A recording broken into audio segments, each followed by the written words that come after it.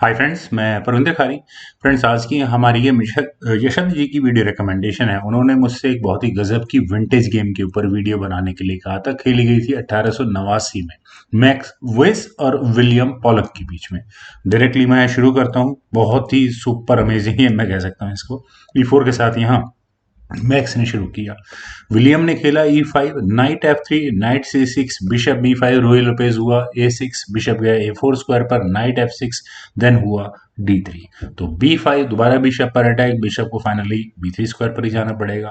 Bishop C5, then हुआ C3, D5, तो E takes D5, knight takes D5, then queen गई E2 square पर, pressurising this E5 pawn. लेकिन यहाँ black ने सबसे पहला काम कैसल करने का किया, तो क्वीन गई E4 स्क्वायर पर, बिशप आया E6 स्क्वायर पर, और नाइट पर जो प्रेशर था चलिए कुछ देर के लिए तो उसे मेंटेन करने की कोशिश फिलहाल की गई है।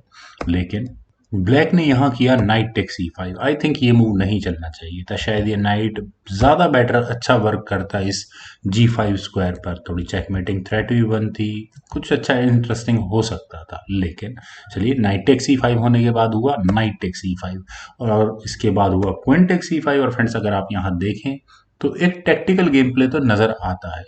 किंग के सामने यहाँ क्वीन ऑलरेडी आ चुकी है, तो रुक अगर सामने लगाया जाएगा तो क्वीन पिन होने के पूरे चांसेस है। तो उन्हीं कैलकुलेशंस को ध्यान में रखते हुए यहाँ बहुत ही गजब की टैक्टिक्स विलियम ने लगाई। उन्होंने यहाँ अपने नाइट को रखा B4 स्क्वायर पर, अपना नाइट सेक्रीफाइस किया। और अगर ये नाइट सेक्रीफाइस एक्सेप्ट होता है, C टेक्स B4 करके बिशप पर भी अटैक बनेगा। लेकिन बिशप टेक्स B4 चेक होगा, चेक आ जाएगा बीच में। व्हाइट जो चाहे चले, नाइट को C3 स्क्वायर पर लाए, इधर D2 स्क्वायर पर लाए। उसके बाद यहाँ बिशप टेक C3 होगा, और अगले मूव में जब तक यहाँ ये बिशप इनफैक्ट मैं कहूँगा फ्री में होगा, क्योंकि यहाँ अगले मूव में ब्लैक रुक को E8 स्क्वायर पर लाकर यहाँ क्वीन को पिन कर चुका होगा। तो इसीलिए यहाँ इस पॉइंट पर इस नाइट को न लेते हुए मैक्स ने सबसे पहला काम कैसल करने का किया, नाइट टेक्स D3। और यहाँ एक पॉन जीतने का मौका ब्लैक को आफ्टर ऑल मिल ही गया है। फिलहाल क्वीन पर अटैक है, तो क्वीन गई H5 स्क्वायर पर, bishop takes B3, A takes B3, रुकाया E8 स्क्वायर पर। और फ्रेंड्स, यहाँ इस पॉइंट पर रुक के E8 स्क्वायर पर आने की वजह से मेरे ख्याल से बिशप E3 की ऑप्शन ज़्यादा बेटर थी, क्योंकि वाइट के पीसेस डेवलप नहीं हुए हैं। तो उन्हें यहाँ अपने पीसेस को डेवलप करने के स्ट्रेटेजी तैयार करनी चाहिए थी। खैर, नाइट को D2 स्क्वायर पर लिया। नाइट के D2 स्क्वायर पर आने के बाद बिशप फंस जाता है, बिशप आराम से नहीं निकल पाता। क्वीन गई E7 स्क्वायर पर, देन हुआ B4, बिशप पर अटैक। लेकिन फर्क नहीं पड़ता, यहाँ ब्लैक का गेम प्लान बिल्कुल स्ट्रेट फॉरवर्ड है। उन्हें यहाँ इस F2 पॉन पर कुछ ना कुछ नजर आ रहा है। यहाँ विलियम ने किया bishop takes F2 with check. अगर यहाँ रुक टेक्स F2 होता है, तो आप यहाँ क्वीन और रुक की बैटरी देखिए, जो कि डायरेक्टली E1 स्क्वायर पर आ रही है। तो बैकरेंज चेकमेट की पॉसिबिलिटीज यहाँ से खुलती हैं। कैसे? क्वीन के E1 स्क्वायर पर जाने के बाद जब चेक आएगी तो रुक बीच में लग गया, एज सिंपल एज दैट। लेकिन जब क्वीन से दोबारा चेक आएगी तो किंग को मूव करना होगा H1 स्क्वायर पर, और उसके बाद नाइट F2 चेक होगा, और चेकमेट करने में ज्यादा देर लगेगी नहीं।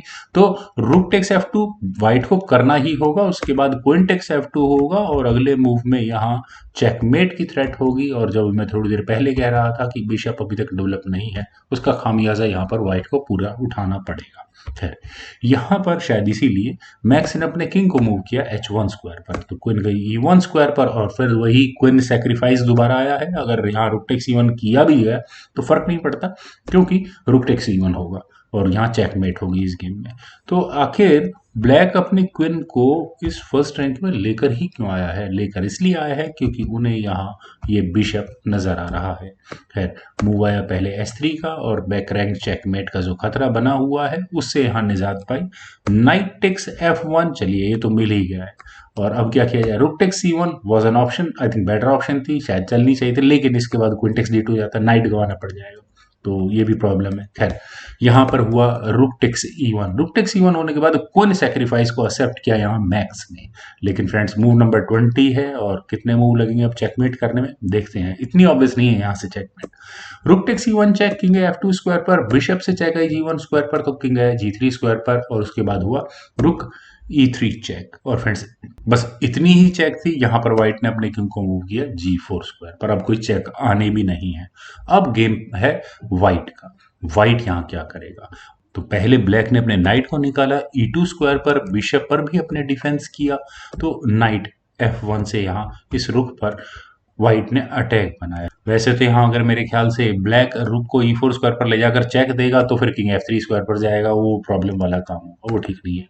तो G6 के ऑप्शन को यहाँ पहले क्वीन पर अटैक ब्लैक ने भी बनाया। और अगर यहाँ नाइट एक्स E3 तो खैर जी टेक्स H5 चेक होता, फिर किंग चला जाता F3 स्क्वायर पर, और इसके बाद ये बिशप गंवाना पड़ता या नाइट गंवाना पड़ता, जो भी होता। मेरे ख्याल से व्हाइट के लिए ज्यादा बेटर ऑप्शन थी ये। लेकिन यहाँ पर क्वीन को बचाया गया पहले D5 स्क्वायर पर। दिखने में पहला लगता है कि बिल्कुल सही मूव है ये।